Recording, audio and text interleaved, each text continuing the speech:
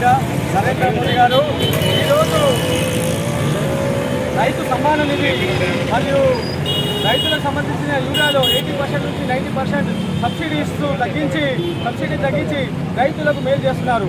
మరి అదేవిధంగా చూసుకుంటే టీఆర్ఎస్ గవర్నమెంట్ రైతులకు ఎటువంటి సహాయం కూడా చేయలేదు. స్ప్రింక్లర్ సిస్టము, యూరియా ఫ్రీ అని అదని ఇదని చెప్పి లాస్ట్కు ఒక్క పైసా కూడా వేయకుండా రైతులను నిండా ముంచిన గవర్నమెంట్ ఏదంటే అది టీఆర్ఎస్ గవర్నమెంటే. అదేవిధంగా మన లాల్ బహదూర్ శాస్త్రి గారు ఆ రోజులో జై జవాన్ జై కిసాన్ అన్న ఘనత. జై జవాన్ జై కిసాన్ అంటే జవాన్ మరియు కిసాన్ ఇద్దరు మంచిగా ఉంటేనే దేశం మొత్తం బాగుంటుందన్నది లాల్ బహదూర్ గారి యొక్క అభిప్రాయం. దాన్ని పాటిస్తూ శ్రీ నరేంద్ర మోదీ గారు ఈరోజు రైతులకు ఎన్నో విధాల ఉపయోగపడుతున్నారు.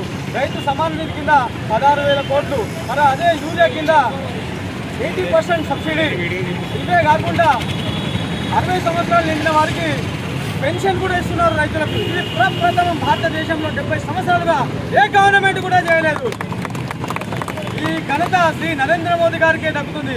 కావున ఆయన చేసిన మంచి పనులను చేసి ఈరోజు రైతు సమ్మానం నిధి గురించి కూడా మోదీ గారికి పాలాభిషేకం చేయాలని మన రాజు వర్మ గారి ఆధ్వర్యంలో రంగంలో చెప్పబడింది. జై శ్రీరామ్, భారత్ మాతాకి జై.